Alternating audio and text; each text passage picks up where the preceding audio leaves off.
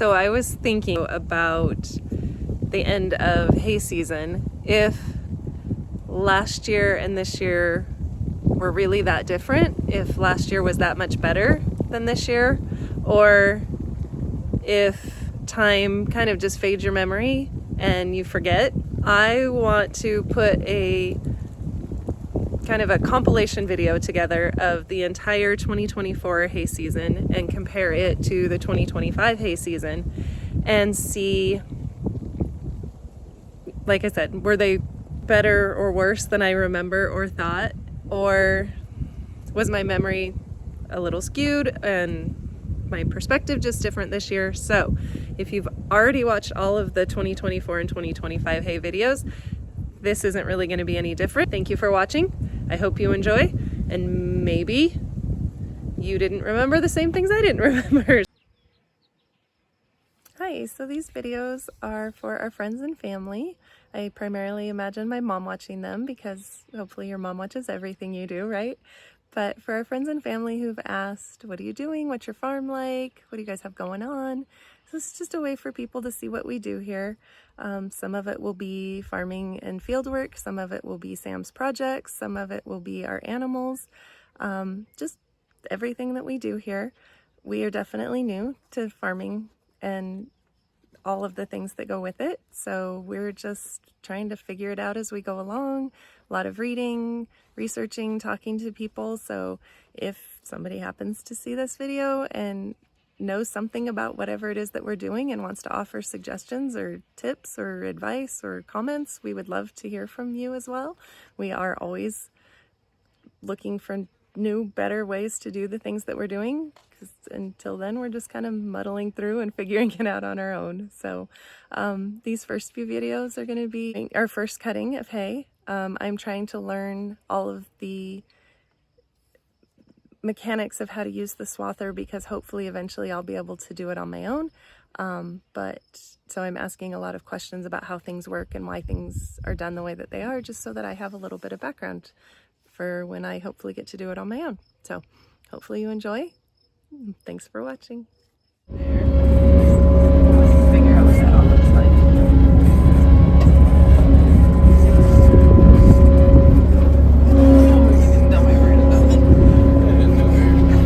Surprise, we're stopping. Okay. This is it. First swathering. I can't just go in the middle. I don't know why. Okay. So we'll start in the center and come back this way.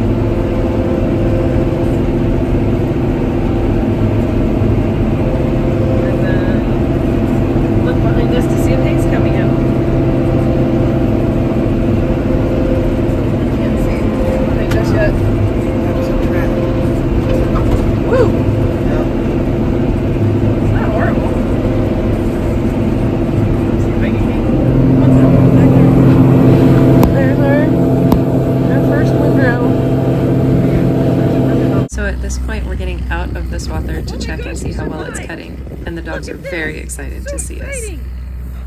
Oh my gosh, you never know. The machine didn't kill us. Hey, please don't pee on our hay. I think it's Angle quite a bit. okay. So even that's longer than. Oh, that's ridiculous. Yeah, that's the whole enlarged. Oh, okay. And that's what it's supposed to do. Yeah, there's no rollers. It's supposed to prep it.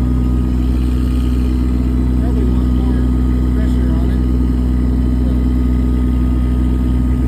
Because that helps it dry. There's the part where I don't really have a clue. Wow. Whoa, That was a bit nuts. that goes fast.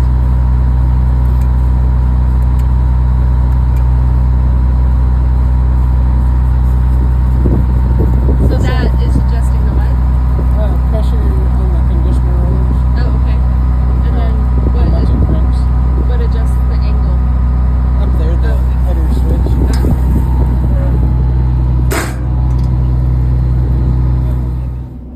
So we'll try. 3, Yeah. about. Yeah. And what button was it that adjusts it? Okay. Okay. See what that does. Okay. More mowing.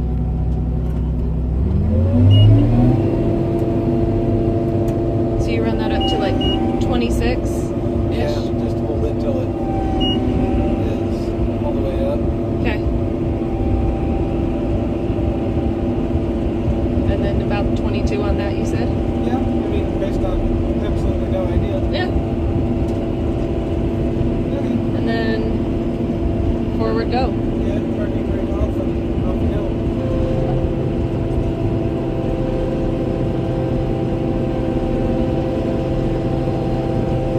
Trying to go relatively straight, but also Yeah. balance our. And sorry, that slowing down is not really a smooth option for me. Right. So we just go across and over there? That's what I'm gonna do. Okay. Is that how you usually mow? Okay. I mean, And then do we have to lift it over the road? Oh, mouse! yeah, here's the dum-dums. Find it.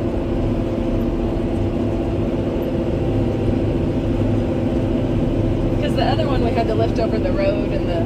Didn't have to, we chose to. Oh, okay. Right. Give them a touch for the track. Okay. It's funny how nice those fronts float over that. Uh-huh. versus the back. Yeah.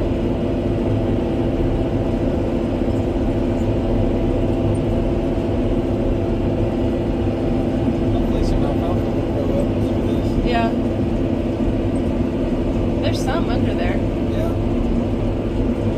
but yeah. Remember to. Oh.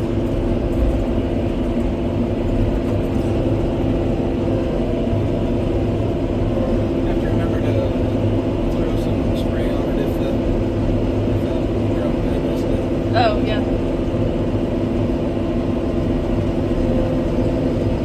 So the header's the widest part of the machine? Yes. Okay. So if we can clear something like the pivot stop isn't going to get hit by that, then the tires or nothing else is going to hit it either. Okay.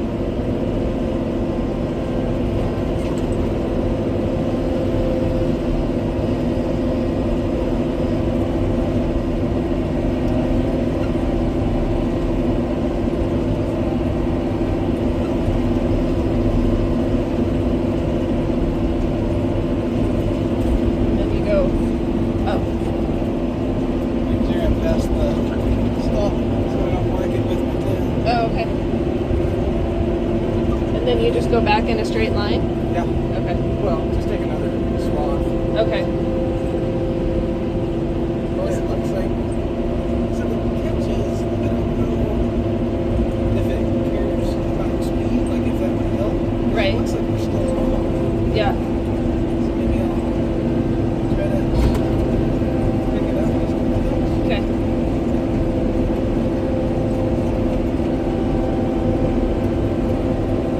I hope all the rest of the alfalfa grows in this well. Like there wasn't just some lucky first growing fluke. You know what I mean? Yeah.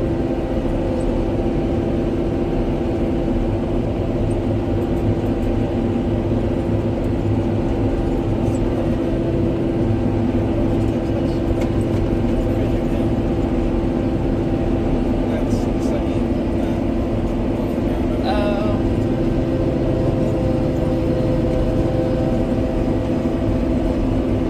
It's surprisingly wet. Yeah.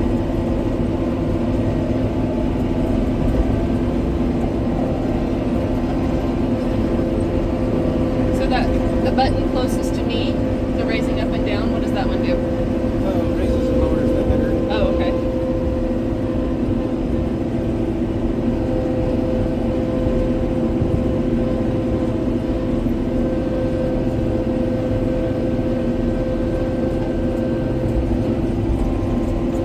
That, did you raise it or lower it? Oh.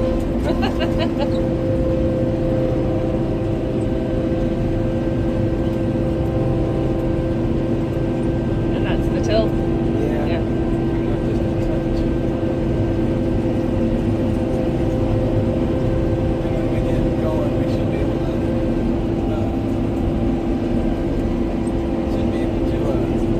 overlap more than that, you know? Yeah.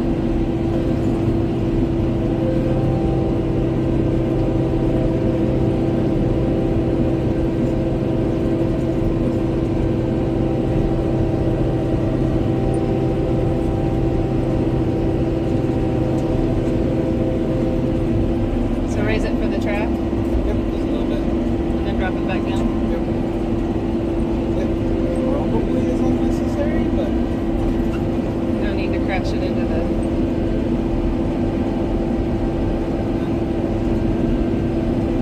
nice. Oh yeah. The dogs have no idea. So you come up here and then there was another one. Yep. Lift the head and just back up. Yeah, I mean, we probably would want to do more, but I kind of want to go around the pivot. Right. So let's make two over here and work the pivot, and then we'll see what we want to do from there. Okay. That makes sense. Will it drive under the pivot? No. I mean, the header, whatever will fit. will Right, fit. right. The whole machine, you can look up and see we're above the pivot, right? Past the pump box, yeah. Yeah. Yeah. As much.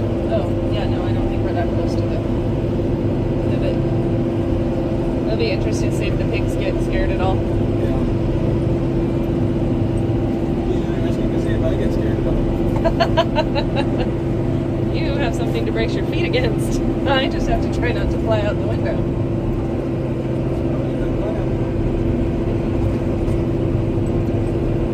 I guess I could put my seatbelt on.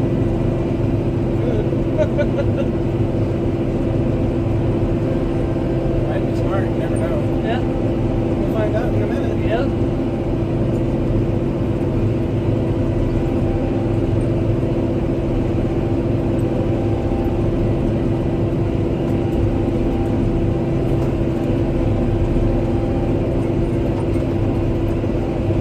There's food, they don't Hi, care. Poppy. She's gonna come over here. What are you doing?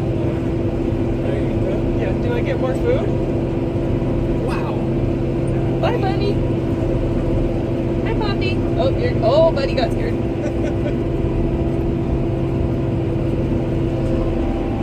wish I could slow down without doing that, but I You'll don't learn. know. This is the first time we've driven it.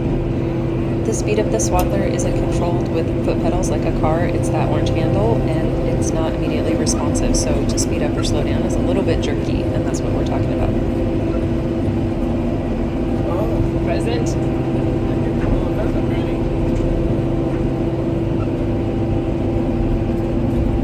That's the other thing. I gotta remember where the rail tracks are. Yeah. Going this way, the alfalfa hides it a little bit better. It's one of the nice things being up here tall with that little red tractor, your hands all over the ground, but we were using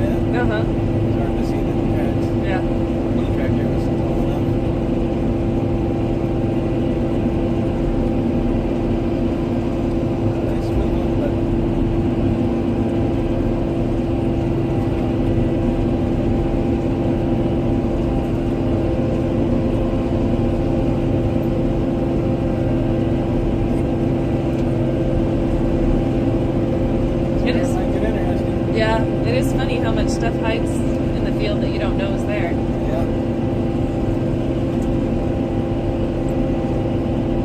No, we've plucked deer and stuff out of Florida, Nevada.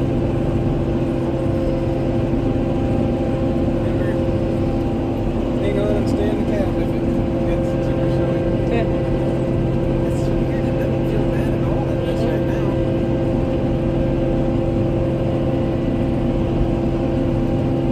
Back here in the Baylor, it feels worse than this. Yeah.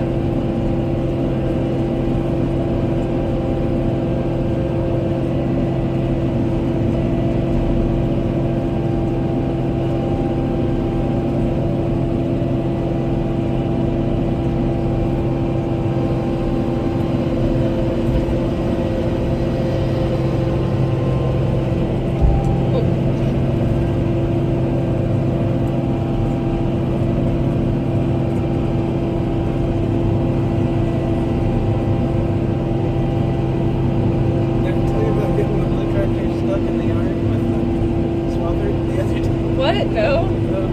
That's funny. I get it from him.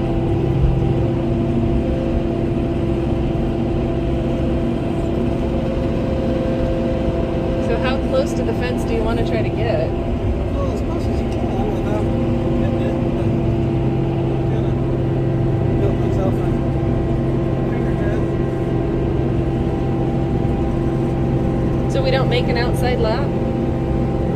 Well, we could, but no. My goal more is to get the pivot part fixed right. Oh, right. So this is gonna be a little mess, but you know, that's what we do sometimes. Fix the messes. Okay.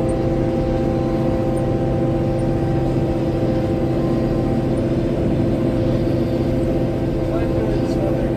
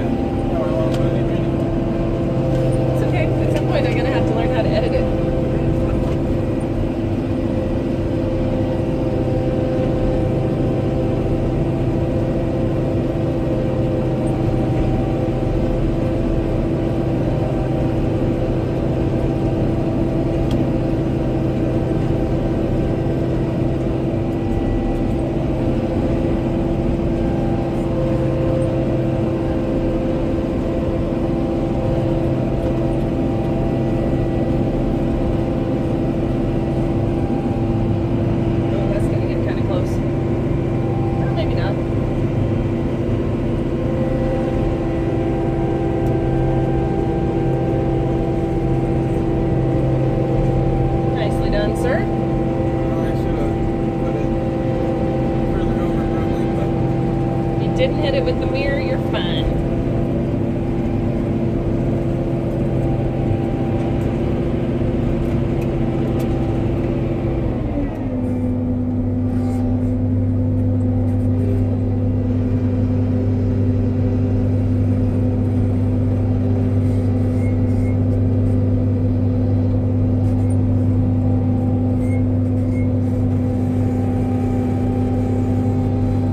Excuse me, drop.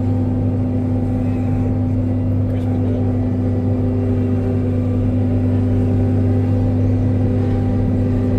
Well, that's back there a long ways. Yeah. So, park the big pivot, and then do we want to screw around a little bit, or what do you think? Yeah, let's keep playing around. Well, we can, like, Move the pivot from your phone, right? yeah, but we can knock this down too. Oh. Would you normally? Oh, because it's just weeds and stuff? I don't know.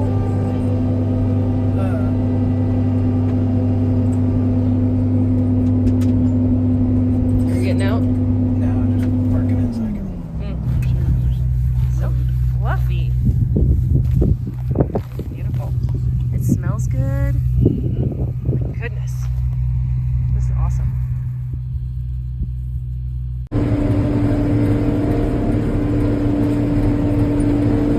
They're kind of not very smart, those. Oh, I think I got something. Or I got tired of the little birds messing with them.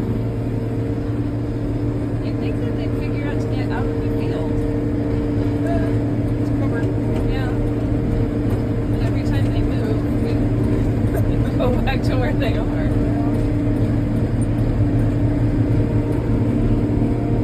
Like even the dogs catch on eventually and will go somewhere else.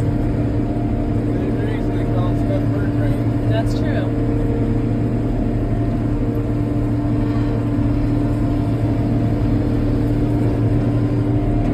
Whoa, that was something right there. That's alright. I didn't hit my head on the window this time. That's fancy. It is fancy.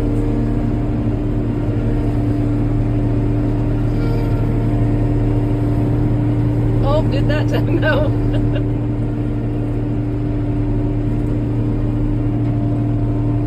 Okay, so.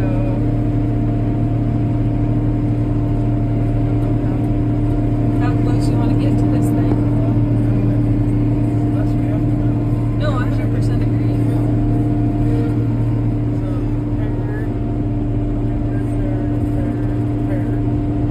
So technically we could set them there. To the right of where the right header of us is. currently, right? Okay. So wheel track, 1 pair, 2 pair, 3 pair, 4 pair. We're 4 pair out. You know what I'm saying? Or not? 1, 2, 3. I do see what you're saying. Yes. But I'd prefer to have this mowed so I don't have to knock wheel lines over there. 100%. If we fit, Yeah. No, we will up to a certain point.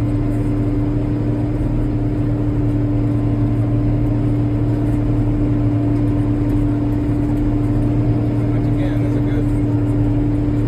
Would be nice to know where to put them Yeah. because I was guessing on the radius before. Look at that bird just balanced on that spring. Yeah. They all seem to be standing up. That one's the most leaning.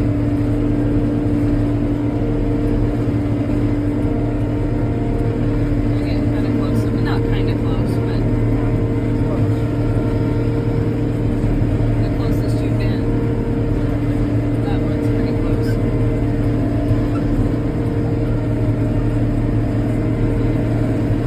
Can you see it over here? Yeah. Funny thing is, we have to start from the other end, so. Yeah.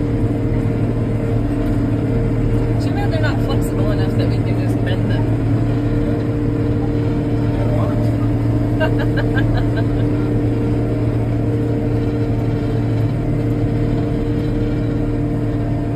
Because, yeah, I don't think you've got another mower width going that way. No, we were inches from the.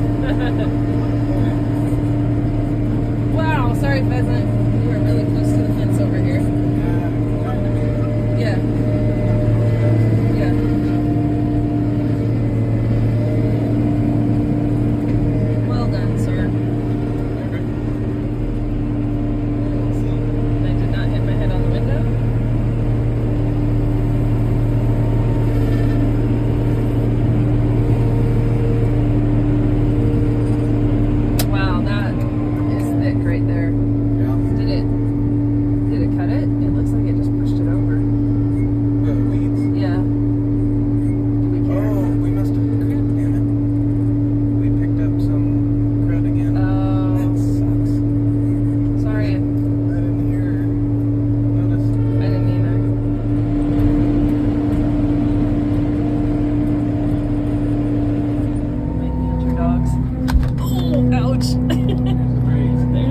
Maybe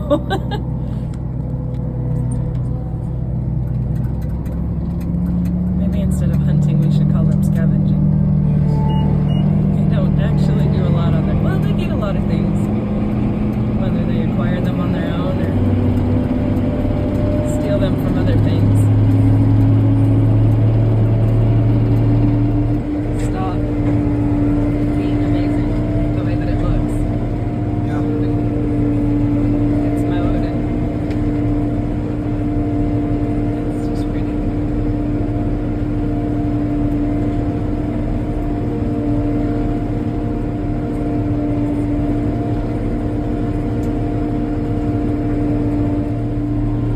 So yesterday when we came back down the hill from here, we noticed that there was a bunch of the hay laying down and it hadn't really cut it. It just sort of folded it over and smushed it. So what did you adjust? The flotation raised it more, so it doesn't cram in the dirt. Because under all of this, there's a bunch of wet ground and gopher mounds that stick up really far. So then the header scoops them up and packs up with mud. What is that? Oh! And some small baby pheasants. So once the header gets packed up with mud, then it quits floating right, and then it smushes a bunch of hay and won't cut it. So then we went back over it, and it seemed to lift it up better. So now that the flotation's adjusted, and if we put the right side of the header on the wheel trim, Because the right side floats just a touch more than the left. then it seems to be cutting pretty well. Oh my goodness, it's bouncy. But the stuff we cut yesterday seems to be drying really well, and it's really pretty. And it smells amazing. So now we're just gonna keep cutting and see how it goes and make adjustments as needed and learn our new machine and our new alfalfa. That's the first. What do you call it? I think this is the first. We always call it cutting, but Well, I know it's the first cutting, but this is the brand new field. Like we just planted it. This is the first time it's grown. So yeah, we're learning. We're learning all kinds of new things in this second year of growing alfalfa. first year. First year growing. First year we grew weeds. That's true. So when we got here, the field was pretty much at the end of its life. There was some alfalfa in it, but a lot of weeds. And we had a lot of Russian thistles. No, yes. And hemlock. And there were a lot of other plants that were in with the alfalfa, which in theory should have been good, but had kind of taken over, so there really wasn't very much alfalfa. So we sprayed it out at the end of the year, and it's almost like they swim. They're weird. Pheasants freak me out. They taste really good, but they're kind of strange, and they like to jump up at the last minute and scare you when you're walking. And so we sprayed it out, did wheat last year, and then replanted alfalfa for this year. So it's coming in really good. I'm really excited about it. So we'll just see how it goes, and I'm really excited for our first cutting. This is the same time of year that we did the first cutting 2 years ago, and it did not look like this at all. So I'll see if I can find some comparison pictures, because that would be fun to see the difference of, because we thought it was good then, but this is amazing. So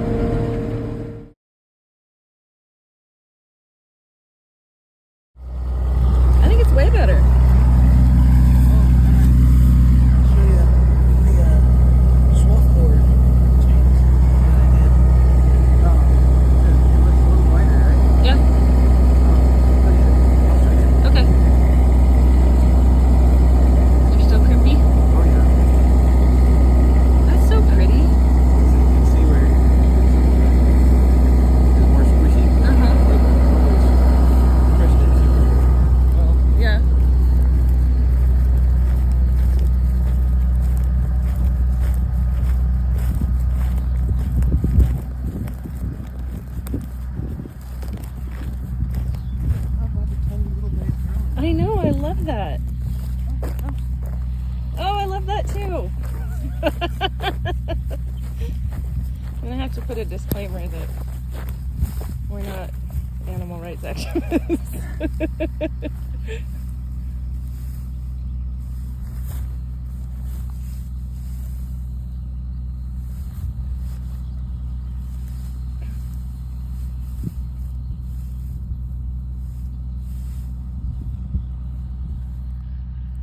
Yeah.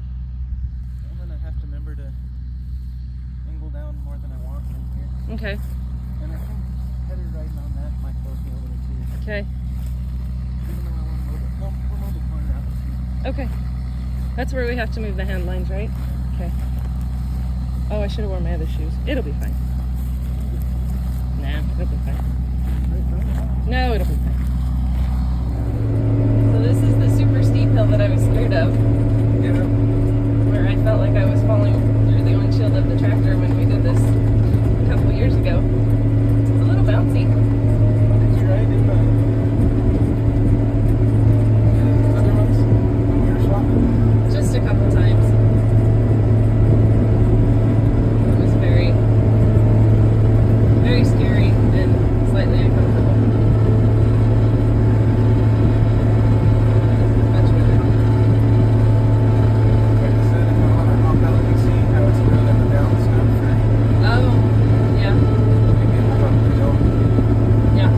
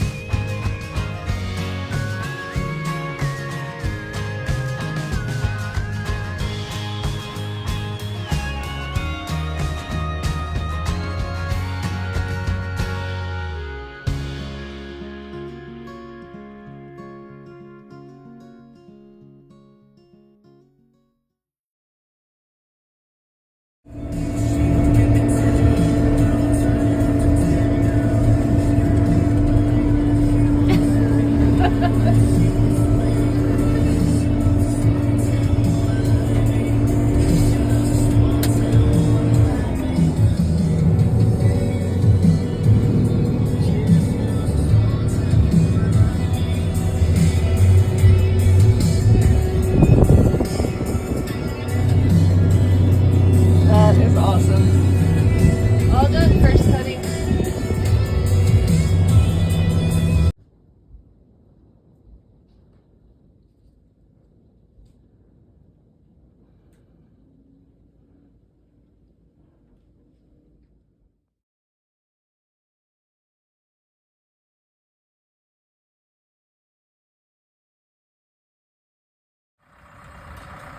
So we're getting ready to rake, getting the rakes all set up. What I didn't get a chance to film was the tractor driving along by itself while Sam was behind it adjusting the rakes, so that was fun. So yeah, I'm gonna learn how to rake. We are making some beautiful windrows.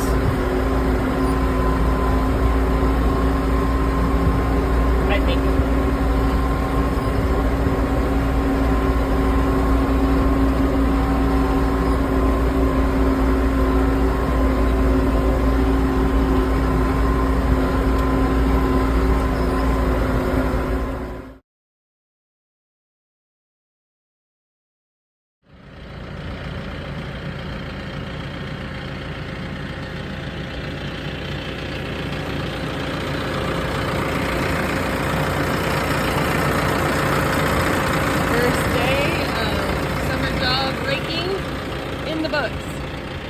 Still have to do hedgerows here, and that's all I know about that. So raking is super fun, and I can't wait to do it again.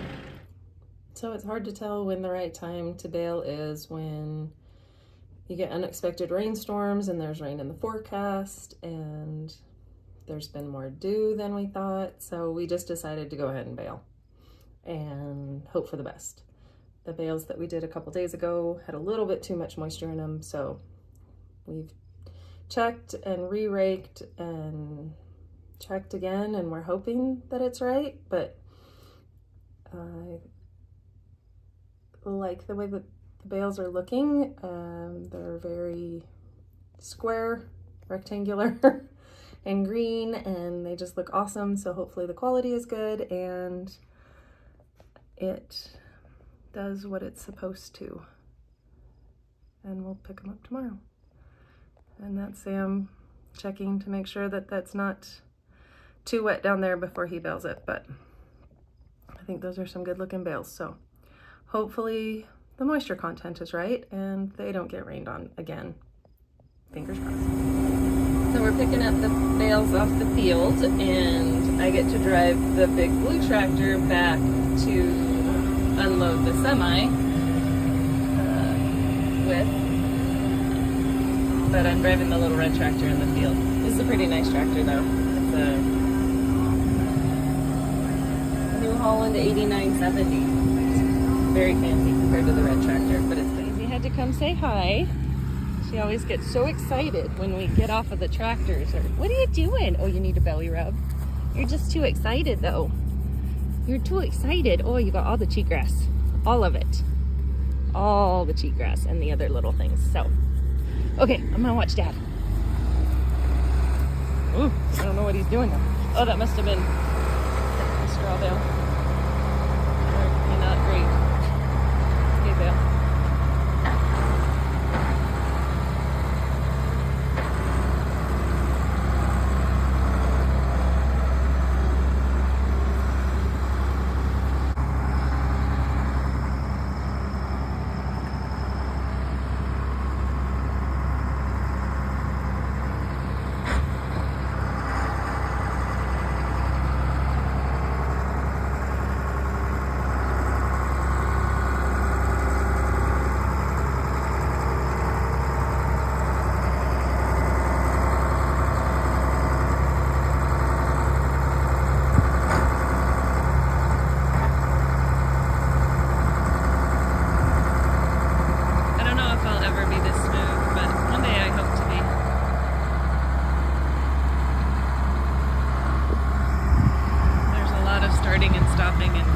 Jerking when I do it, but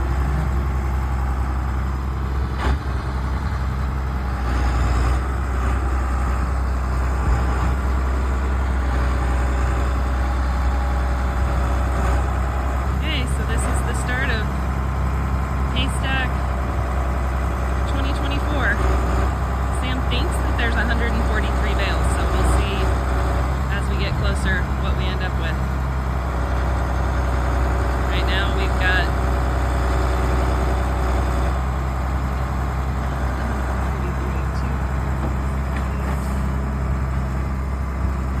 13, I think. We'll see. And just so everyone knows, I stacked the far one on the top. That third one was mine. So yes, it is nowhere near straight. That is the first time I've ever put a bale that high. So I'm just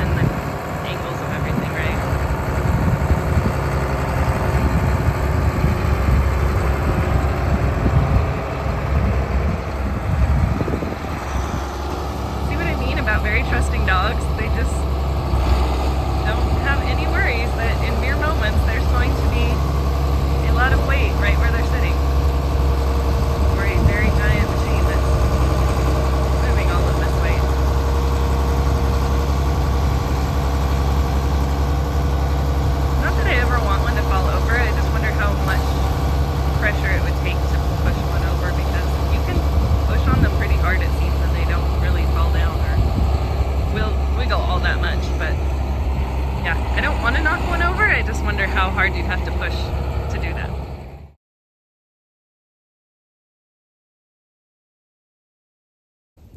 It's so weird to see it so empty over there now. So we made it back from Baker and Sam's checking over the swather, so we are getting ready to start the second cutting. Oh.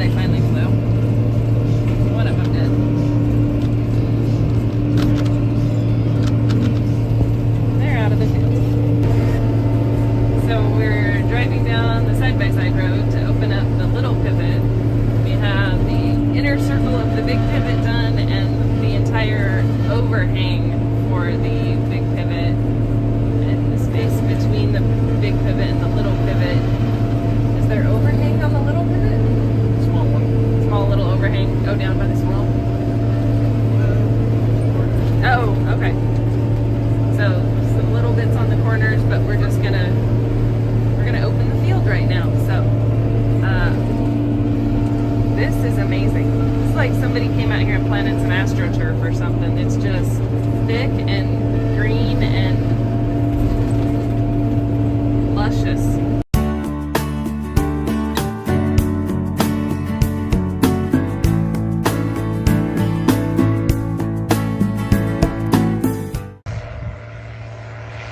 It is Monday. It's day 2 of swathing. Sam's out there on his own right now. He wanted to get started early while it's cool. Hopefully we can get the rest of both pivots done. So I'm just feeding the animals and doing the stuff around the house, and then this afternoon, probably after lunch, I will probably just go ride along just for fun, because it's awesome to sit there and watch the rows and see it change from this beautiful green carpet to these really pretty windrows, or at least I think so.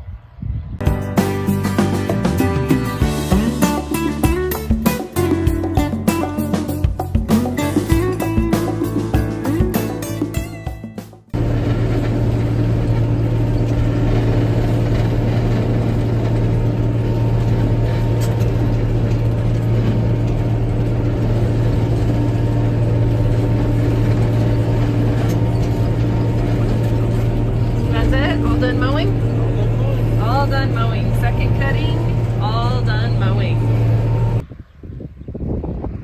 Good morning. It's Thursday. Sam is out raking right now. As you can hear, it's very windy. So we finished mowing on Monday, and it was looking like it was pretty dry already on Tuesday, so we wondered about raking yesterday, but it was a little too windy. We went out last night to try to start raking, and the wind was just blowing the windrows. So it kind of defeats the purpose to put it together if the wind's just going to blow it away and take it all apart again. So we've kind of been watching the humidity and the wind, and yesterday a huge storm rolled through. Luckily it went around us, but it hit Adrian and Nissa pretty good.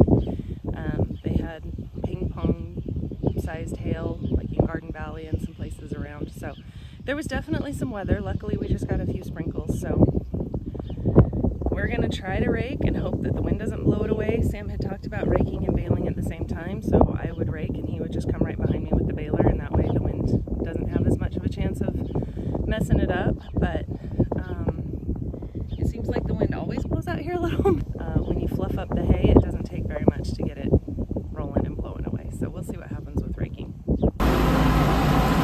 Sorry, I know it's kind of loud, but one of the things that I love about raking is it starts with these really pretty windrows like this, and then it just takes two into one, and so it kind of, I don't know, it's like smoothing or something the field, and I don't know because of the sun and the dust how well you're going to be able to see it, so I'll wait until I get up around this corner a little bit. But one of the other things I was going to say is some of the windrows are really thick, and some of them are so thin and sparse that I almost lose where I'm driving because I can't tell if there's any hay on the ground.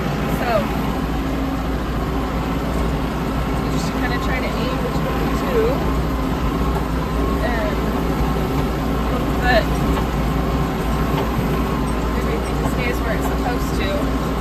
I've noticed I tend to, when I turn around to look behind me, I tend to turn that way. So I have to get everything lined up and straight, and then take my hand off the wheel, and then turn to look, so that I'm not accidentally changing the direction that the tractor's going. But here in a second, I'm going to have to slow down for the road, or I feel like I should, because it's pretty bouncy. And then maybe I'll be able to show where, sorry,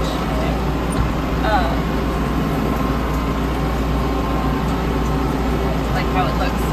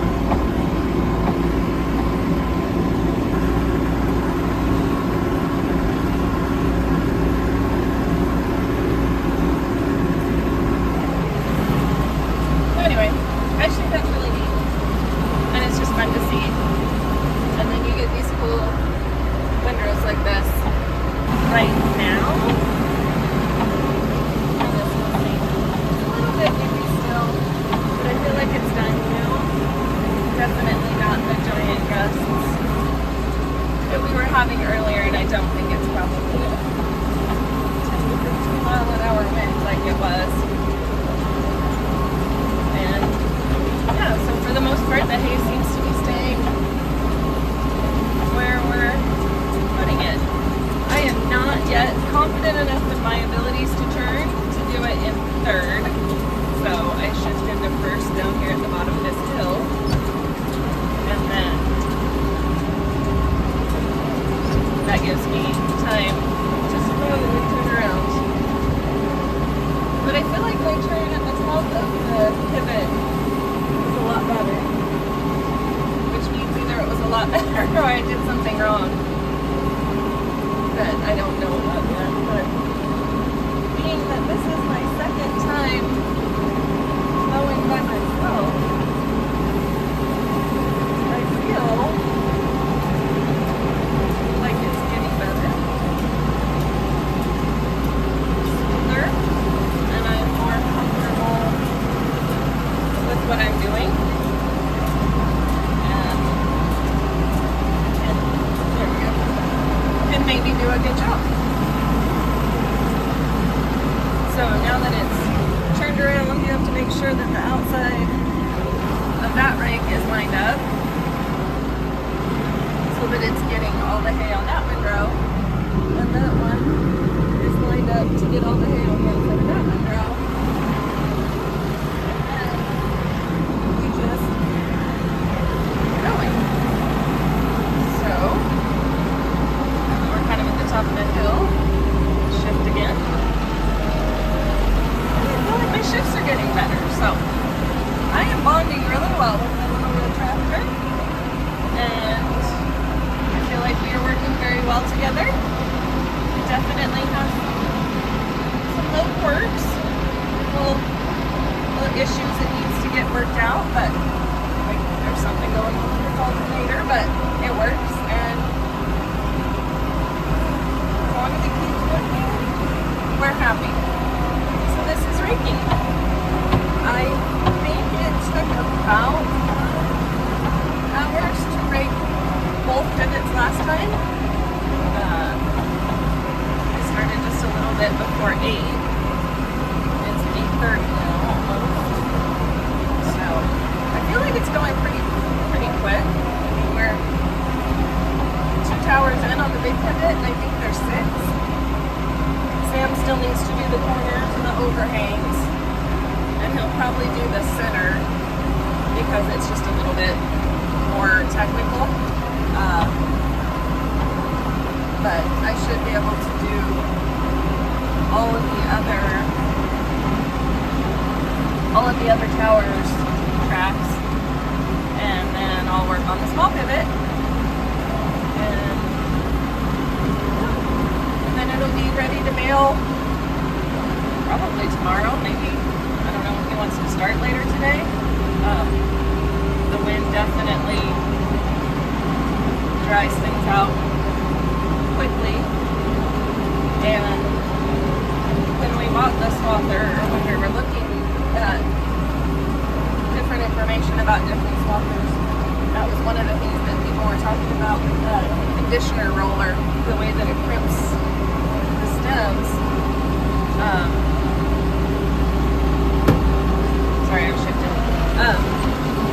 The way that it crimps the stems, you can have like 3-day hay. So cut, rake, and bale within 3 days. And we finished raking on Monday. No, we finished cutting on Monday, and we are raking on Thursday. And really considered raking yesterday, and might have raked more if it hadn't been for the wind. So, like I said, it's kind of pointless to rake your hay and then have it just all blow away. So, I don't know with the sun glare if you can see. This side has some pretty thick hay. This side has some pretty not thick hay. So, I don't know what the difference was this time, but it'll all go together into a bale, hopefully. Alright, well, we're just going to keep doing more of this, so unless anything exciting happens, I will see you a little bit later. So what I just did is what I'm going to call a mega roll, and there was a half of a row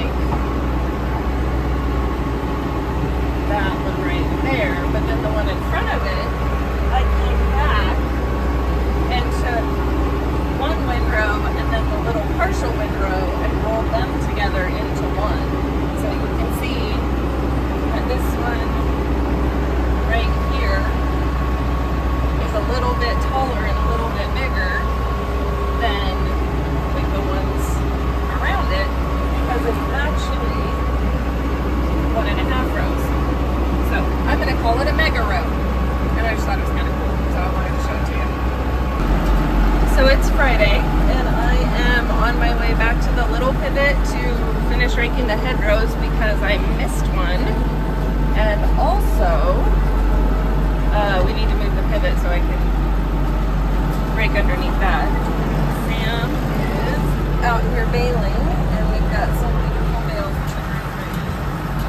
That's exciting. So typically that's not how the bales are supposed to lay in the field, so I'm not exactly sure what happened. Sorry, I know it's really hard to understand the audio on this part. Basically, I was just talking about how the bales are not supposed to stand up like that, and I'm not sure what caused it to come out of the accumulator that way. It's probably not a big deal. We'll just push it over when we're picking them up out of the field. And then I also noticed that there was just a little chunk of a bale that I've never seen it do that before. So, and then Sam and I were kind of coming to the road at the same time, so I wasn't sure who was going to get there first. I was going to stop and let him go if it looked like we were going to meet at the same time. There's the little tiny chunk of a bale, and it ended up that the difference in our speeds, he ended up getting to the road before I even got there, so it wasn't a big deal. So there were some problems with the baler yesterday and the accumulator trying to move things too quickly, but it looks like maybe everything's gotten itself worked out. And I don't know why, I just think it's awesome looking out the window and right on the edge of our yard are these big giant bales. So Sam built me a little hay house out of some of the bales that we pulled out this morning. So I think there's 8 here. We just took 12 to the scales. They weighed an average of 1690, so almost 1,700 pounds. Sam thinks there's going to be 50 bales off the second cutting, so we'll see what we end up with as we go get the rest of them out of the field. So I'm hanging out in my little hay house that Sam built while I am waiting for him to unload the trailer. This is all of the hay off of the little pivot. I believe there's about 27 bales, plus we brought in these 8 already. So we're up to about 35. Like I said, Sam thinks there's 50. It's kind of where we're at with all of this right now. So including the 8 bales with the hay house, we ended up with 61 bales off the field for the second cutting, and I wish you could smell them. They smell amazing. It's like the best fresh cut grass, only sweeter. It is Saturday, July 20th, and Sam has been out here for a couple hours opening the field and starting the corner. This is our 3rd cutting. The alfalfa is beautiful and tall. Some places above our knees already even.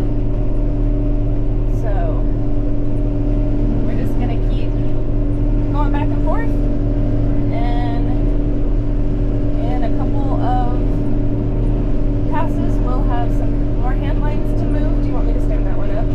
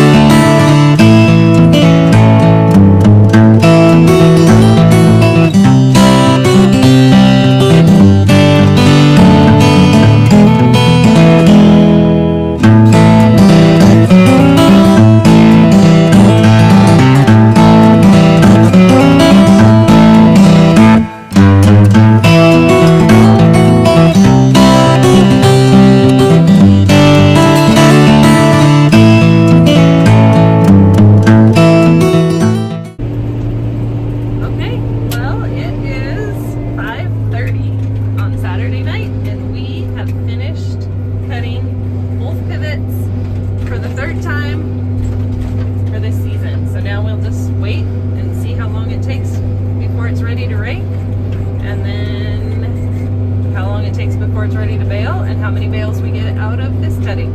It looks really thick, similar to the first cutting, so we'll see how it all ends up when it's dry. So we finished raking about 12:30 this afternoon, and because of the forecast that's coming up maybe as early as, well, it's 3 o'clock now, so as early as 3 o'clock this afternoon we could be getting 75-mile-an-hour wind gusts and some thunderstorms. One weather app says no rain, another weather app says 20% chance of rain, so Sam just decided it would be better. The hay's dry enough, so he's going to go ahead and just start baling it. It's always funny to me, those bales are perfect and rectangular and bright green and they look great. Those bales are kind of brownish, sort of greenish, and it's just because when you bale hay that was left over in the baler from the second cutting, the one behind it is third cutting. These two over here are third cutting, and that's why they're a brighter green, because it's the fresh hay from the ground, not some of the dried out hay from before. I'm a little bit concerned about the shape of these two on the left, just because they're not as rectangular. And I know last cutting Sam was having problems with one of the knotters, and there were a couple bales that didn't come out right. So I don't know if this is just getting the tension and everything right for this hay, because like I said, those other two, those look perfect. But so that's the baling, and then there's Sam with the baler, and it's awesome. I don't know if I ever mentioned, the baler has an accumulator, so it'll hold 3 bales at once. So it makes a bale, then it moves it to one side or the other, makes a bale, moves it to one side or the other, and then the third bale stays in the middle. And then Sam can kind of decide where he wants to drop them. And so as much as possible, he tries to bring them up here by the road. So when we have to get the hay off the field, it's a lot easier. And it looked like, for whatever reason, probably just because he was up here by the road, he didn't have it accumulate 3. That one was ready, so he just dropped it up here, and now it's working on making another bale. And depending on where he is in the field when it's finished, he might have it moved to the left or the right, and then bring them back up here and drop them by the road. So what will happen probably tomorrow is with the red tractor, I will make stacks of 2 bales, one on top of the other, and then Sam can pick them up with the blue tractor, and we'll put them on the trailer and drive them back to the house and make a stack. The hay, as I told you, the windrows just seem giant compared to the last cutting. It really looks more like our first cutting hay, so it'll be interesting to see how many bales we end up getting from it. There were 144 in the first cutting, 63 in the second cutting, so yeah, it'll be a fun game to find out how many. So that's the baling part of the day. Good morning. It is Thursday, and as you can see, it's a little less smoky. As you can see, we got the field all baled. And as you can also see, the track is very wet. It is not because we ran the pivot last night. It's because we got about 1/4 inch of rain in a very short amount of time.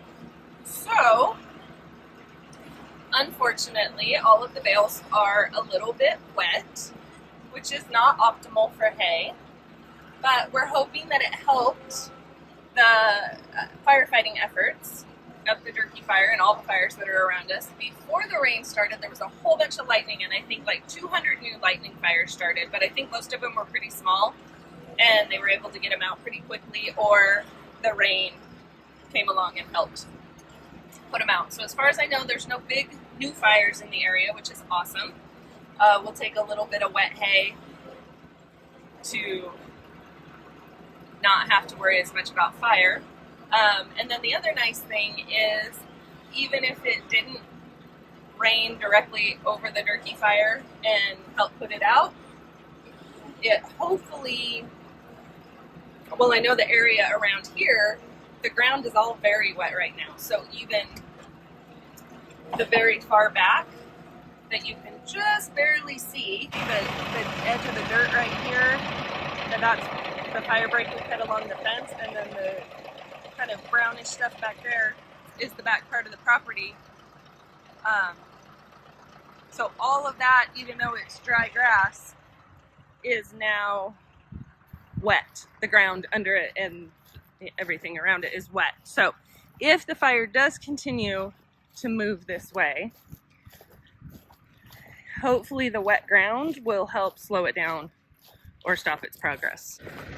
So Sam came out this morning. There were 11 bales on the big pivot side by the house, and he moved those down into the corner where the hand lines don't hit it and the pivot doesn't hit it, so that we could at least start watering the field again, because it was all pretty dry because we hadn't watered for a week. And you can tell just in that little quarter inch of rain that we got last night, it has really perked up the plants. So we want to get watering as soon as possible. So what I'm out here doing, we started the little pivot walking. There's one bale on the other side of the little pivot that I'm going to grab and move out of the way, so then we can turn the water on the little pivot. So that's where I'm going, and that's what I'm doing right now. Okay, so grabbing the bales is still one of the things that I feel like I need the most practice with. Getting the angle of the bale forks just right, spraying up to the bale, being able to drive into it and lift it all at the same time. So sometimes it takes a couple practice runs, so we'll see what happens with this one.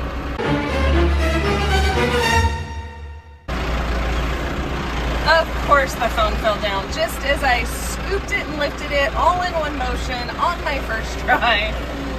That's how things go. But even if you don't believe that it was in one try, I have the bale on the bale forks, so it was a successful scooping mission. Oh, I gotta go across the wheel track. I hate this part. Okay. It's just very bumpy, and I always feel bad for the bale bouncing like that, but it seems to have survived. So I'm just gonna park this little guy right over here next to some weeds and stuff. I wish it was more square on the forks. It seems like I always tilt one way or the other, but again, with practice, I'll get better.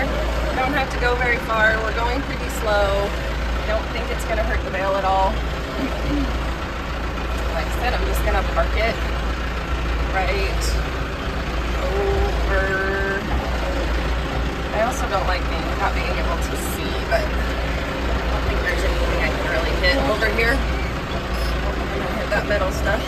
Okay, so I'm gonna park it right here. So I'm gonna lower it down, curl down, I think.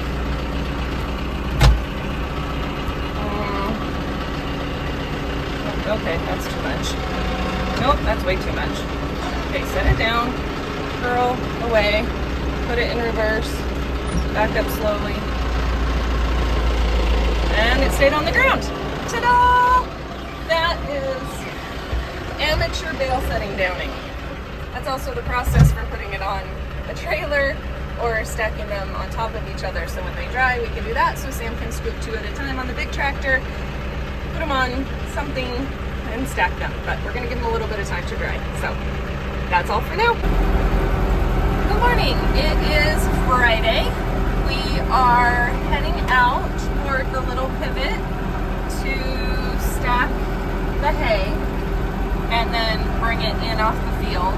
And then we're gonna, normally when we do that, we would make the big haystacks that you guys have seen in some of our videos before, but because of the rain, we want to give them the most chance to dry out. So we're gonna put them too high, put them on the trailer, bring them in around the house, and then we're gonna kind of try and spread them out as much as we can, just a single layer, so that they'll dry out. We had the half inch of rain that I talked about, and then we haven't had any since, but we had quite a bit of wind yesterday, so hopefully that'll help dry everything out. But as I was pulling out of the hay barn, I realized I don't really have a name for the red tractor. I just call it my little red tractor. But like the semi we call Sneezy, and the blue tractor we call Bluey. But I don't have a name for the red tractor, so if anybody has a good suggestion for what we should call the red tractor, I would love to hear it. Otherwise, I'll just keep calling it my little red tractor. So we're just gonna stack the bales and get them off the field and try to spread them out as best we can. So I think we had a total of 77 bales. So we'll see if we have room to stack 77 bales single file somewhere out here.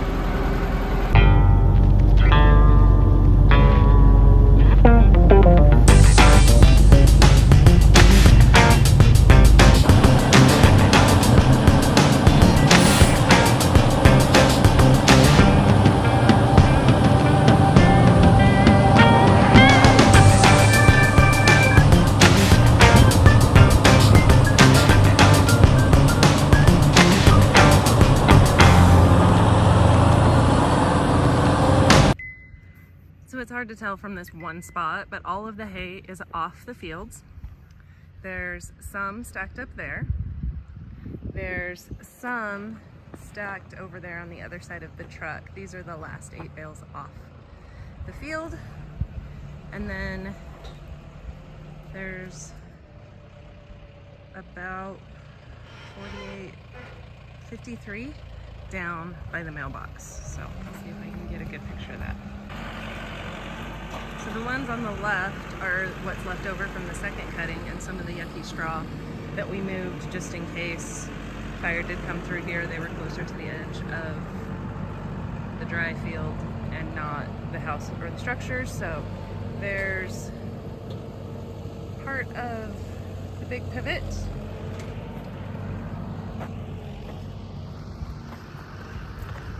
That cornfield's pretty, it's just all even and flat all the way across. I was a little bit worried about their corn. I didn't know if they were going to be able to. It wasn't very tall at the end of June, but it seems to be doing just fine now.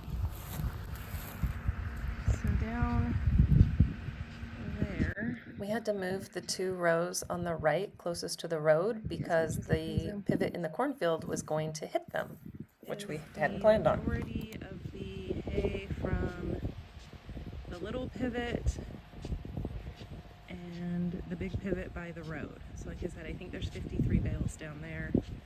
The ones up at the top, the flat ones down there, and then what's on the truck. So I believe 3rd cutting looked great on the ground. Super fun using the new rake. Got it baled really fast. Unexpected rainstorm, which I think that's just part of growing hay. But again, 77 bales, so a little bit more than the second cutting. Good looking hay, minus it getting rained on, but hopefully it dries out really well. Like I said, we've got it all spread out in a single layer, so it should get plenty of sun, plenty of wind, and we'll see what happens with it, and we'll see how long it takes before we're ready for the 4th cutting. It's the moment you've all been waiting for, the beginning of the 4th cutting. So the first pivot tower right there got stuck. It's pushing, in Sam's estimation, 2,000 gallons of mud, which it honestly looked like it when we got up there. But so we used the side-by-side. Side-by-side got stuck a little, had to use the tractor. It seems to be moving on its own. Side-by-side is moving on its own.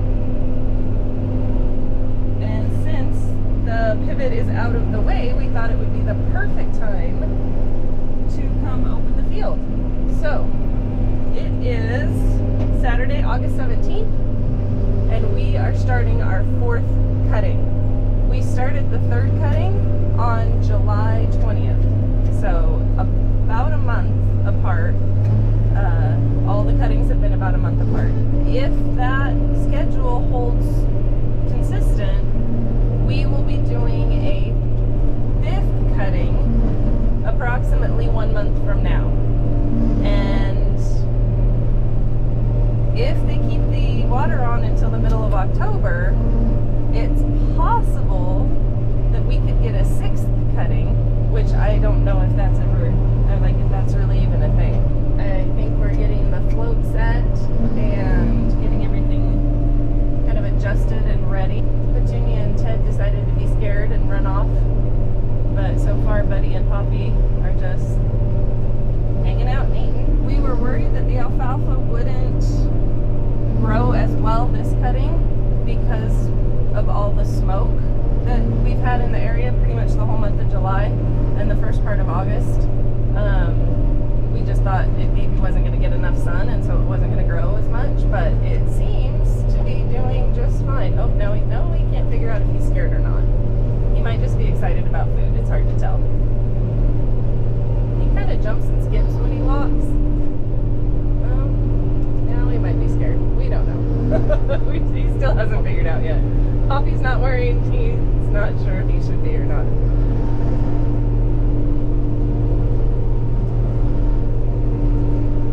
Poppy gives no concern about what we're doing.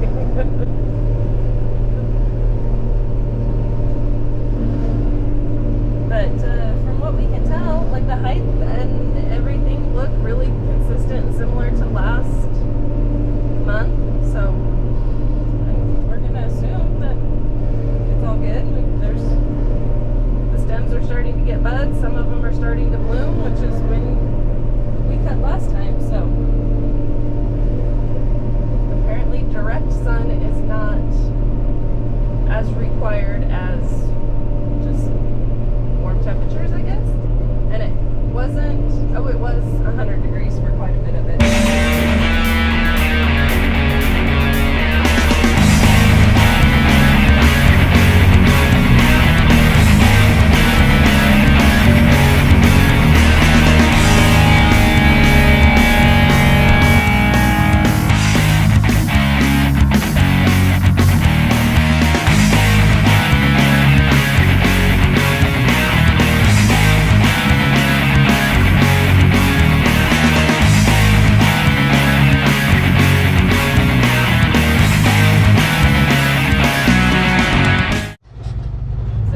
The swapping video to go get the pivot unstuck again, because it was moving on its own and then it stopped moving on its own. So now we have to give it a little helping hand.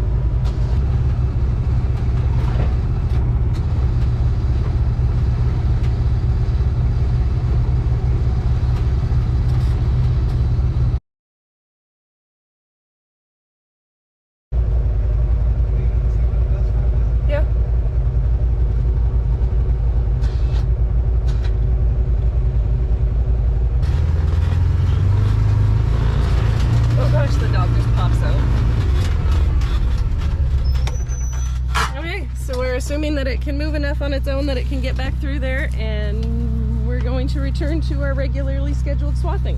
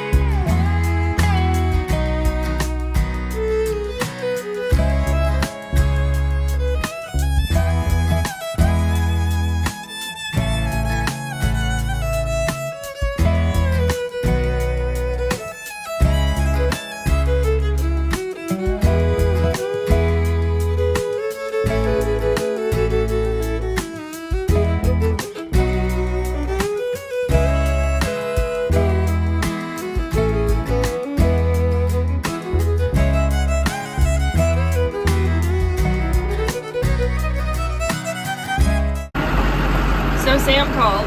He's out in the swather mowing, and he said, bring the red tractor in the chain.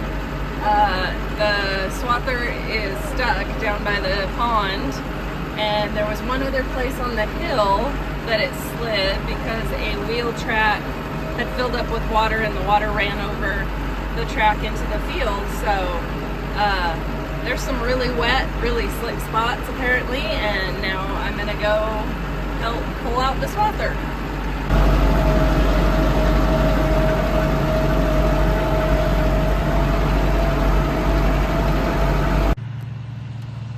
He only had one wheel stuck. We hooked the chain up to the receiver on the back of the tractor, hooked it up to the bars on the back of the swather, and put it in low range 4-wheel drive, first gear, I let off the clutch and we went maybe, like, I don't even know if I had the clutch all the way out before he was pulled out. So he's gonna finish down here and I'm gonna sit here with the tractor just in case, but I think everything's gonna be fine. I really do wish you could smell this. It is the most amazing smell.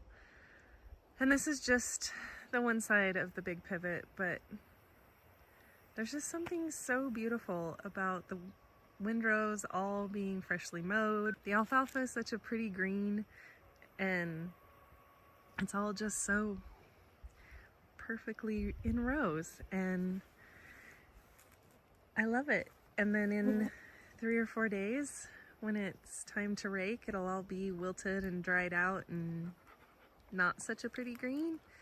And then we'll turn it over and put it in the big windrows and it'll be pretty in its own way until it's time to bale it, and then it's gonna be really cool green rectangle chunks in the field. So this is the end of our 4th cutting. So I don't know, I really like it. I hope you do too.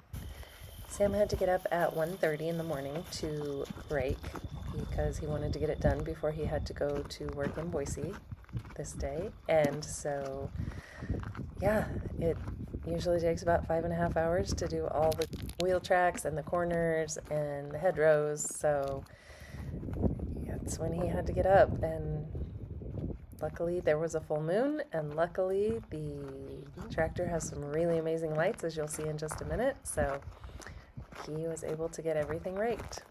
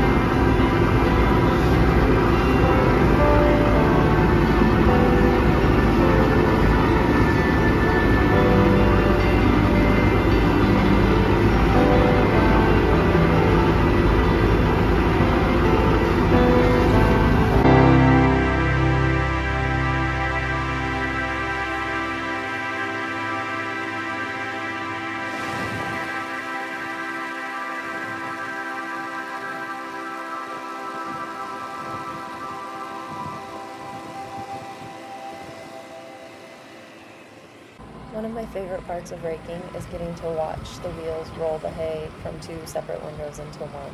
So I hope you enjoy it as much as I do.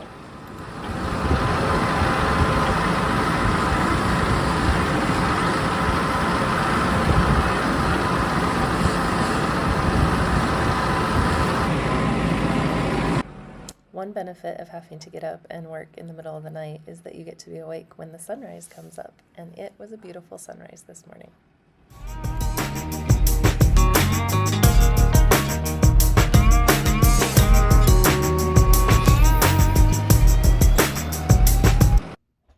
had no idea what this picture was at first when Sam sent it to me, and it turns out it's an orange mylar balloon that somehow got in the field and is now in the back of the red tractor. Sam didn't know what it was at first either, and when you're not expecting anything like that in the field and you see something bright orange and glowing, it is a little scary at first, but luckily it turned out to be something completely innocent and kind of funny.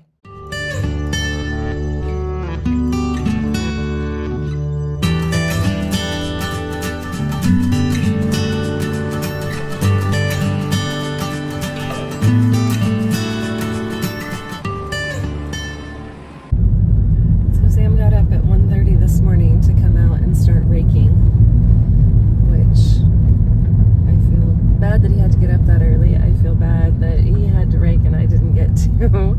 And mostly I feel bad that now he has to drive to Boise and go to work today. I hope he has a great day. I hope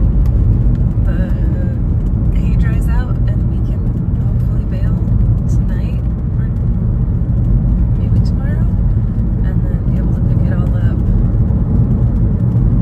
Friday or Saturday. There's a small chance of rain in the forecast, so we'll see. We'll see if we beat it or if it ends up like the last cutting and it gets rained on. It doesn't look like it's a lot of rain that's being predicted, but around here you never really know. So that's all for now. Thanks for watching. So Sam got up at 1:30 this morning to come out and start raking, which I feel bad that he had to get up that early. I feel bad that he had to rake and I didn't get to. And mostly I feel bad that now he has to drive to Boise and go to work today. So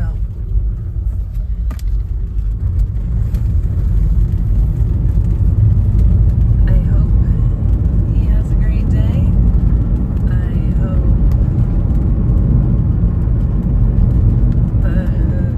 he drives out and we can hopefully bail tonight or maybe tomorrow, and then be able to pick it all up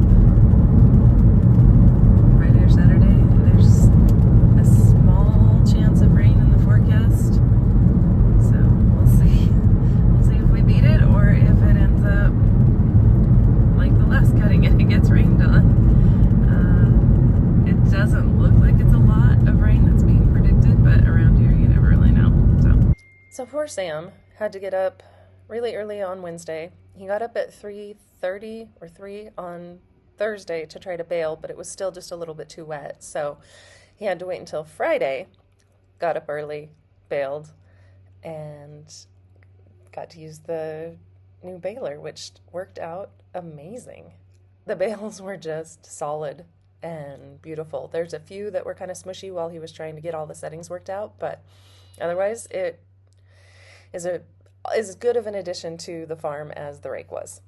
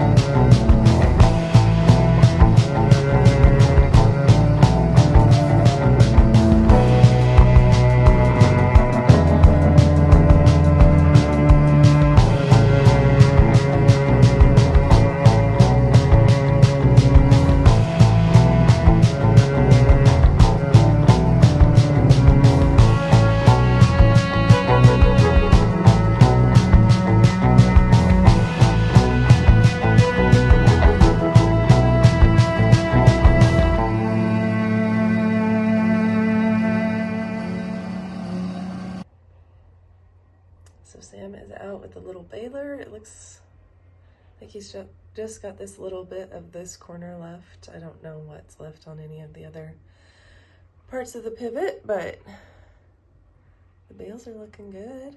It's been some very early mornings, but he made it sound like the baler was pretty cool, and he's happy that we got it so far. And I like the look of the bales.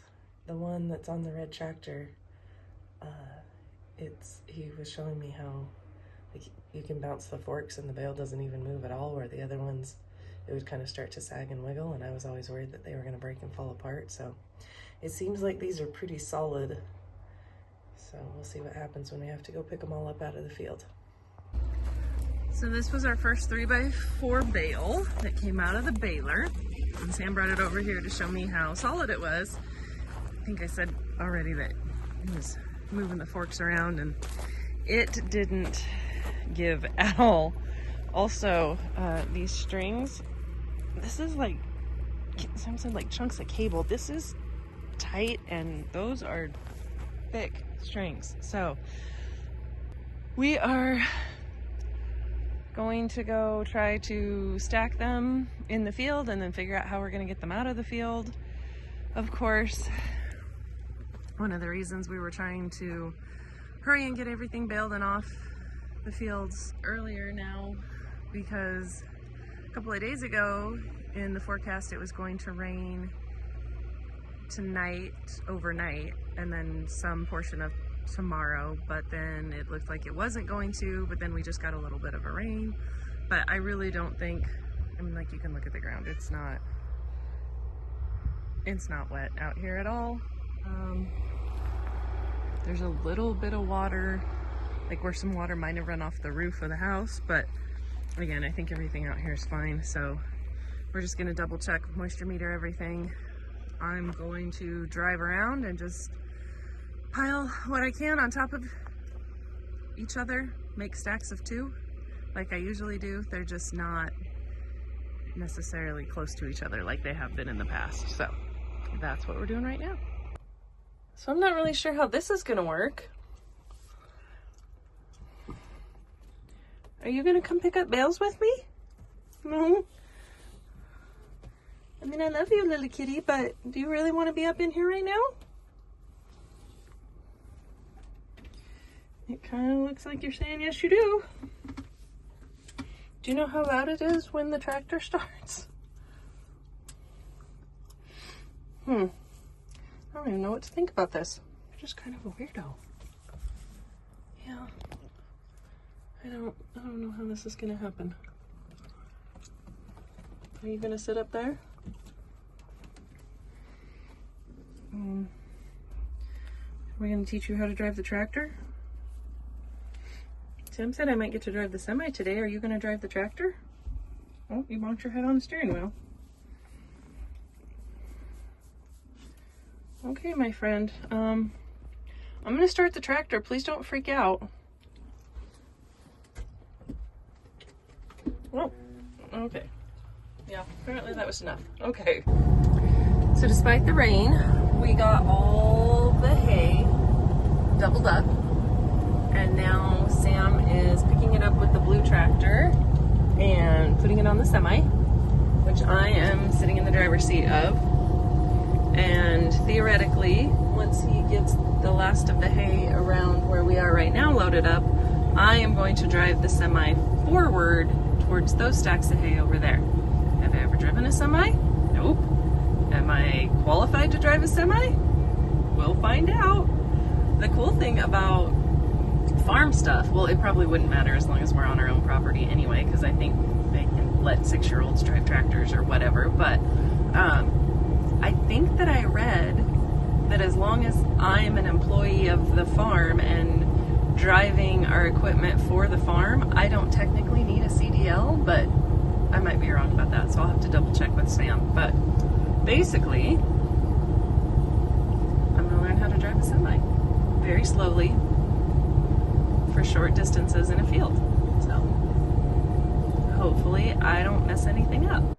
I think I did pretty well for my first try. The only thing that got messed up was there was a couple of times that the trailer brakes didn't get turned off, so it made it not roll through the field. But Sam thinks it'll probably be okay. I just feel really bad because it kind of left some ruts in the field. So I think I say it every time, but I am just so amazed with the hay that we got off the fields in this cutting. The color of how green they are, their color, their smell. These are super solid bales. Sam said we got 126 roughly. Their average weight is 1,250 pounds, and total we got 78.75 tons from this cutting, which is just over a ton an acre. So I don't know what you're supposed to get or what the ratio is supposed to be, but he seemed really happy with that, and so I'm really happy with that. And I think we're both really happy that we got the 3x4 baler, and we'll just see how it goes when we go to sell it and all of those other parts. So Sam sold hay from the fourth cutting to a couple of different people last week or throughout the week, and then a guy came and looked at it yesterday and said he would take everything that was left. So there goes the last of the fourth cutting, and he took some of the third cutting bales as well. So that's kind of cool that that's all done.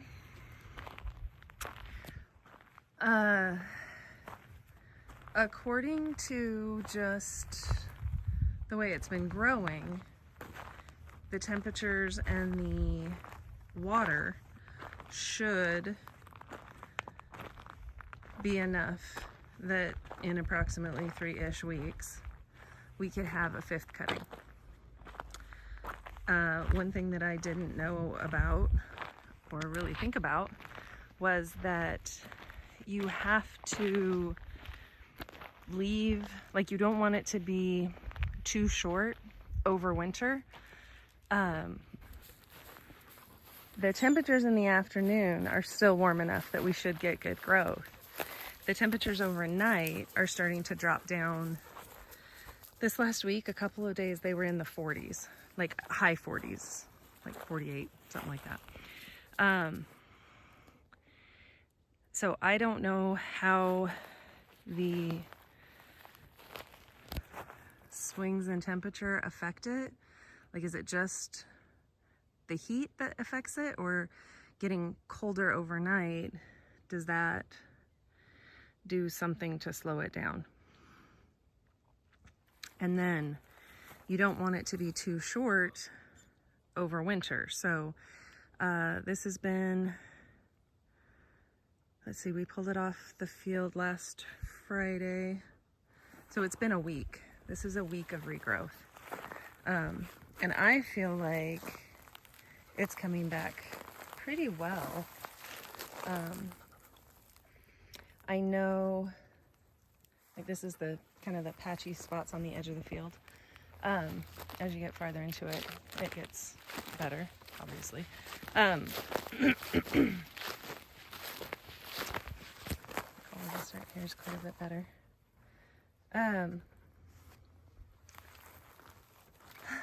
So when we planted this time last year, what we needed in order for the alfalfa to make it through the winter was it had to have, I think, 3 leaves, which obviously it did. It was fine. So I don't know if once it's an established crop, if that's all you need. Does it need this much growth? So we kind of have to play this guessing game, which we haven't been very good at when it comes to weather and things this year.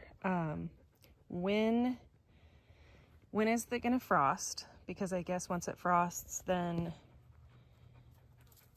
the alfalfa just, I guess, shuts down for the year. So do we just keep pouring the water to it like we have the last several months and let it grow as much as it can in the next 2 weeks like we usually would, and then cut it at the end of September and hope that we still have warm enough overnight temperatures and daytime temperatures, because we'll probably have water until the middle of October is what the irrigation company is making it sound like, and that's what they've done the last couple years, and was a good water year. So about the middle of October is when they're going to shut the water off, we're guessing.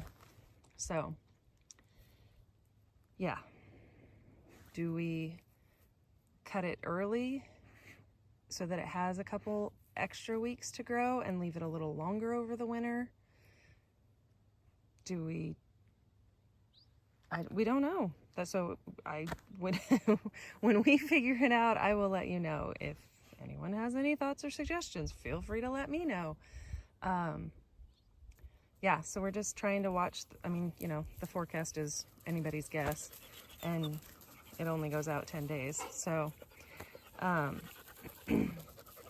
we'll just keep watching the forecast. It looks like the daytime temperatures are going back up into the upper 80s and 90s, and then so that means the overnight temperatures are coming back up into the mid to upper 50s, maybe low 60s.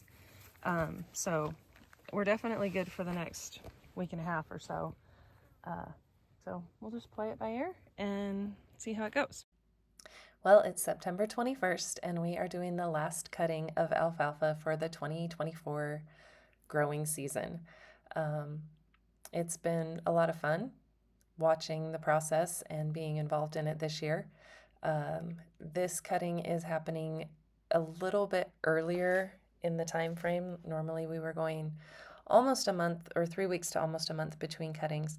I think this is just a little bit earlier than what our schedule would have been, but you can definitely see that the height of the alfalfa is not as tall as this point in the previous cuttings.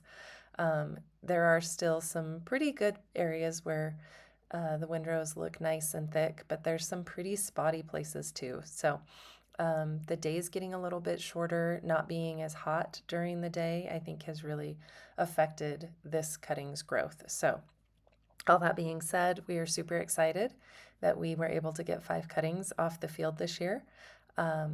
It always, I say it every time, it looks so beautiful to me right after it's freshly mowed. We're assuming it'll dry a little bit faster because the windrows are not as thick as they have been with previous cuttings, but it just kind of depends on the weather too. I think the forecast is predicting mid to upper 70s, maybe a couple low 80s. But again, it's pretty noticeable how much shorter the days have gotten. At 7 o'clock when I was going to work in the middle of August, it was bright sunshine, and now I'm getting all the way to work in the dark. And we were doing something the other night after dinner, and it was about 8:30, and the sunset was pretty spectacular, and not just barely dark. And not that long ago, it was dark until 9:30, or it was light until 9:30 or 10. So all of those things being said, all good things must come to an end, and this is one of those things. I'm excited about how the season went. I'm excited to see how many bales we're going to get off of this cutting, and hopefully, I don't know if it's going to work out whether or not I get to rake this last cutting or not, but if not, I know that I'll get to next summer, and just one more thing to look forward to with summer. So I know it's kind of the same thing that it's been for previous times, but we just wanted to share this last cutting with you again, and thank you for all of your support and comments and encouragement over the last couple months as we've kind of tried to figure out how to make this process work the best that we could for us. So I hope you enjoy this last cutting, and look forward to next spring when we get to start doing it all over again.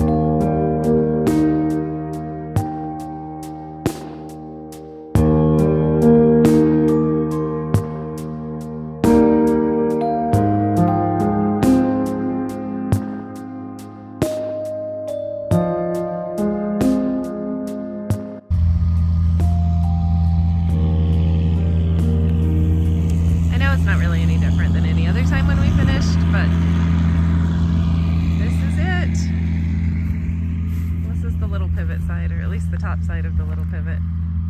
All done. So we'll see how fast it dries and when we get to rake and then bale and see how many bales we get off it. So it's been a good season. I don't know if 5 cuttings will be normal for the next several years, but we're gonna do our best and try and hope so. Thanks for being along with us for the ride, and thanks for watching.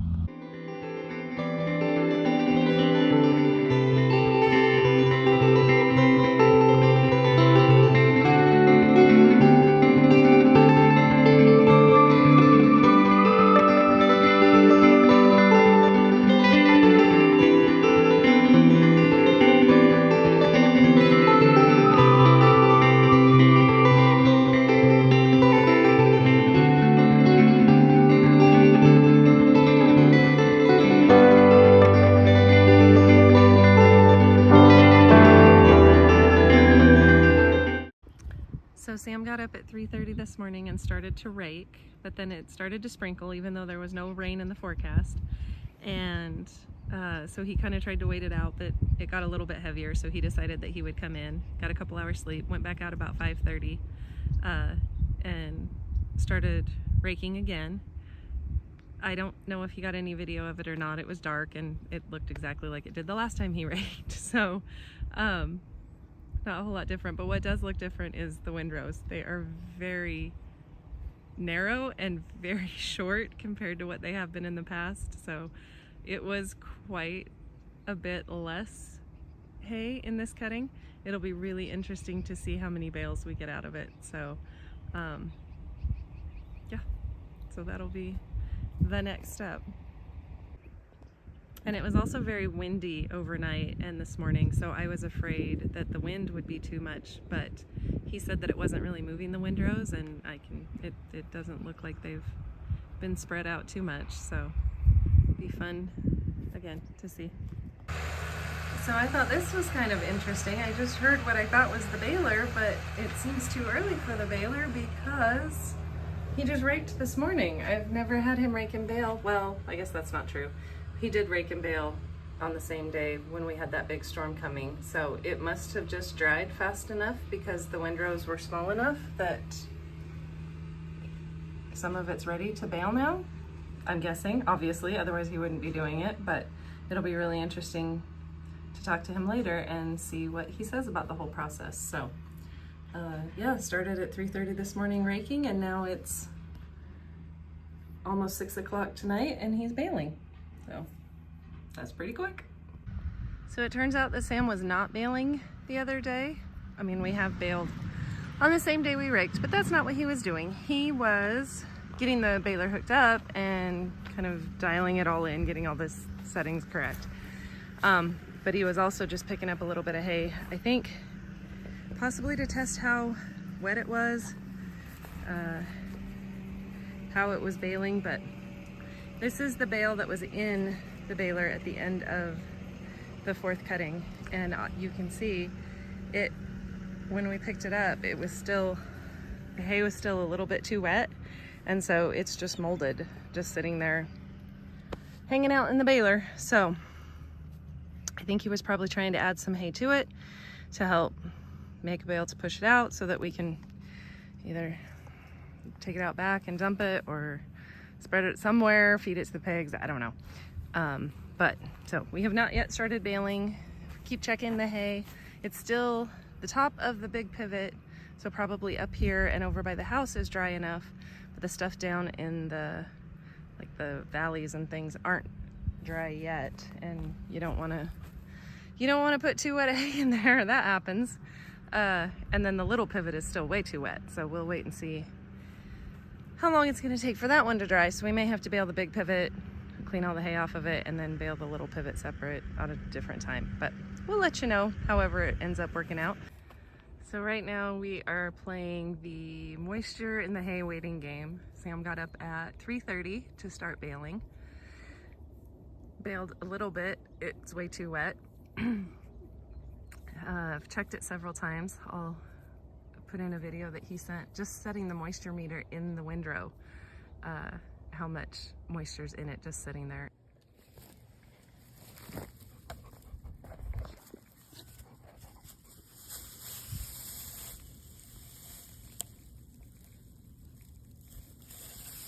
and then I was going to come out after he baled a little bit and rake the lower part of the little pivot just to roll it over so that the part that's on the ground that's wet right now would have a chance to dry, but I can't do that till he bales, and he can't do that till the hay's not wet. So we're kind of in this weird, you want there to be some moisture in the hay so the leaves don't fall off when you rake and bale, but you don't want it to be too wet so that you get mold in the bale. So I was just up feeding the pigs, and we thought we'd walk up and see kind of the path of the fire the other day, now that the fire trucks are gone and we're not going to be in their way. So this, I know the sun's in the way, so I'm going to turn around and show you the other side of it, but so this is the fence line, and you can kind of see the path that it took up that way. But what I didn't realize was, we have this hay pile right here, and the fire stopped right, well, it stopped right here, or they stopped it right here, right on the edge of this hay pile. And I had asked Sam, do you think they put water on it, or do you think it just kind of burned itself out right here? No, they put water on it. It's been 4 or 5 days, and you can still see how much mud there is. So they put a lot of water on it, which, you know, is nice. There's a track from when they were out here.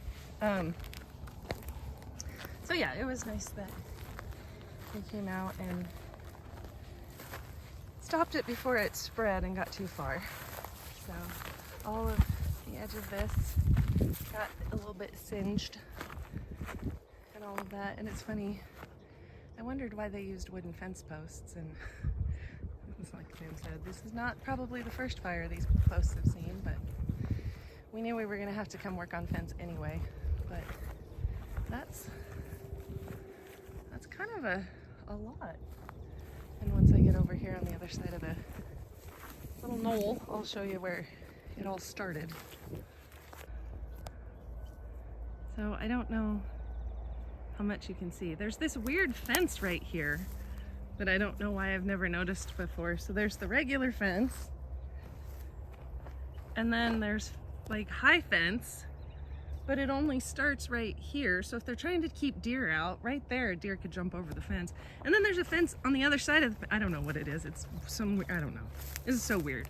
Anyway, so that is where they were working when all of this started. And it went a little bit in the field down there, but then you can see right along here, this is kind of where it ran down the length of the field and up into this taller grass, jumped the canal, which I think is down there where the trees are, and then up into our field where we just were. So we are very thankful and grateful that it didn't do more than what it did. And now we are just in the hay drying waiting game. So thanks for watching. I remember you said you wanted to see the pond. So this is the very edge of the little pivot. That's just some of the dry grassland that we'll hopefully put the wheel lines in and get more pasture grass type stuff planted, or alfalfa. And when we get cows, we can just have them graze on it in the summer. And then this is the pond. Oh, that was too much. So that's the pond. I mean, it's decent sized. It's just irrigation overflow. So, I mean, I don't know how deep it is in the middle. You could probably swim in it. The water's gross and it's irrigation water, but yeah. So then there's this little swampy area right at the bottom of the pivot. Right over there's where Sam got stuck. And then that's the center of the pivot. So it's just over here on the edge of the land, and that's the pond. Alright, so this is a first, I think, for me forever, that I get to be in the tractor while it's bailing. I am not driving the tractor, I am in the, what would be considered the passenger seat. That's not really a seat. So I'm sitting on the cup holder and the armrest is where I'm at. But anyway, so Sam's driving the tractor. It was finally dry enough. All the morning's dew finally dried. So we have decided to go ahead and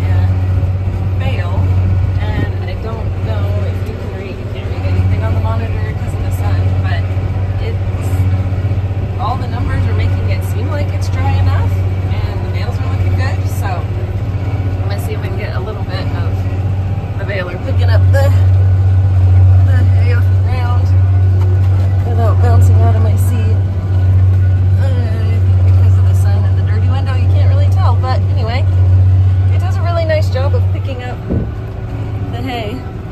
There's one windrow right there, and there was one next to it that's not there anymore, and you can't see anything left of it. So I'm really liking the little baler.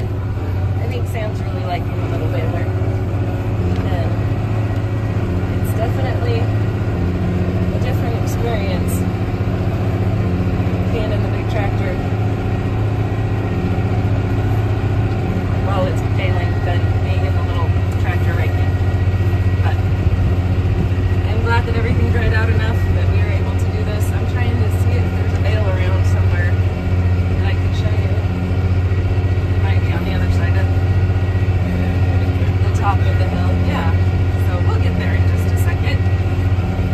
It looks like relatively soon it's going to make this horrendous beeping, screeching noise and tell us that it knotted, which means that's the end of a bale.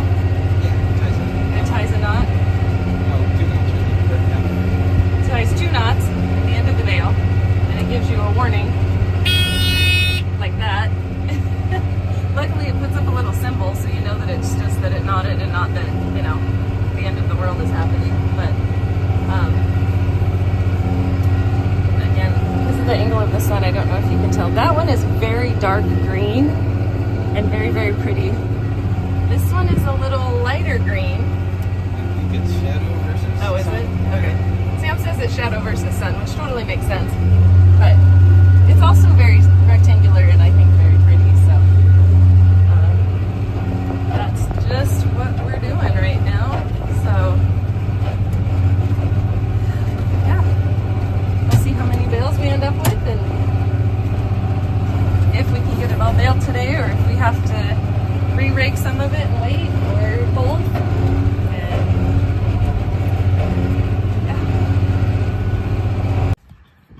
So last night, well, yesterday afternoon, we took the 6 bales that Sam had baled yesterday that were pretty wet and contacted one of our customers who's bought some hay from us before and asked him if he needed hay right now that he could feed right away, because as long as you feed it now, then the fact that it's super wet won't matter. It's just if you store it, then it'll rot and whatever. So we sold him 6 bales yesterday. Sam was working on baling. I think he baled the whole big pivot, but I'm not 100% sure. So then I was out working on stacking the bales so we could pick them up and take them out of the field today. And since it was time to come in and I already had a bale on the forks, I just brought it in. So this is what our 5th cutting bales look like. They are definitely a little, I don't know, a little different, but I like them. They're not quite as bright green, not quite as leafy on the outsides, and in the middle it got a little powdery, but that's just because, yeah, waiting for all of it to get dry enough, but not too dry. Some of it's too dry, but the stuff that's wet is too wet, so it's got good leaves on it though. I think they'll be fine. But yeah, Sam's predicting that we'll have, well, we've baled 24 bales so far, and so he's thinking maybe close to 60, and I can't remember how many we had from the last cutting, so we'll have to go back and check the count for that. But not too bad of a result, but it is taking a lot of hay to make a bale just because the windrows are so much smaller. So in today's installment of What Are We Doing While We're Waiting for the Rest of the Hay to Dry, we are going to go pick up the bales, or stack the bales that are in the field, take the pickup and get them out of the field, and then hopefully this afternoon it will be dry enough that Sam can bale the little pivot, and then we can pick those bales up and get them off the field, and then we'll see what we do to finish up the field. We're thinking of some different options and not sure when to water and how much to water, but I will definitely keep you posted. The hay barn's first official hay. because I don't think that's where that's gonna go. But I'll ask Sam about it. But I think that's kind of the gist of what this side of the barn's supposed to be for, so yay! So I got to drive the truck in the field while Sam loaded the hay onto it, which in some ways was scarier than when I was driving the semi in the field. Probably because I had to actually drive the truck into the field, not just drive it along once it got out there. So we are putting this in the barn, and I asked Sam about the 3 bales that were there. Those are actually sold to somebody. He's just storing them in there until they can come pick them up. And then I also asked about how we get to the old hay before the new hay, and he said instead of stacking it in rows or in columns and then in front of each other, we'll try to do rows across, so then that'll leave space so that we can get to the cuttings as we make them. So basically we're going to use some math and try to figure out how much space each cutting is going to need so we can have enough room across to get what we need and be able to get to everything. So that all made sense. So we're just going to keep picking bales up out of the field and stacking them in the barn, and then I'll probably show you what it looks like when we get everything that's already baled in there, and then come back when we have finished baling everything and it's the whole cutting minus the 6 bales that we sold yesterday are tucked in the barn for the winter. So stay tuned. So we are stacking this final cutting in the hay barn, and I get now that basically everything that would be in this row would be, like, if there were more cuttings, this would be the 5th cutting or the 4th cutting and then the 5th cutting and then the, anyway, so it would go across the barn this way so we could get to everything on this side that was older and then newer as we went across. So that totally makes sense. So this is everything off the big pivot. Sam's out raking the little pivot right now, and when he texts, then I will go start stacking them. So right now there are 24, because there's 23 in here, plus I don't know if you can see that one out there, and I'm not sure why that one's out there. If he's still a little too wet, if Sam forgot about it, I don't honestly know. So anyway, there's 24 plus the 6 that we sold yesterday, so that's 30 off the big pivot. So we'll see what the little pivot does. So we're still waiting for the final count, but I'm so excited to see it sitting here in the barn, which is what we built this whole building for. I mean, not just the hay, but hay and equipment. And we've seen the swather in here, and I think the little tractor's been in here, or something else has been in here. So, but it's just so exciting to actually see hay in it, because that's why we call it the hay barn, because it's supposed to have hay in it, and now it does. So, yay. Okay, so the final bale count ended up being 51 bales.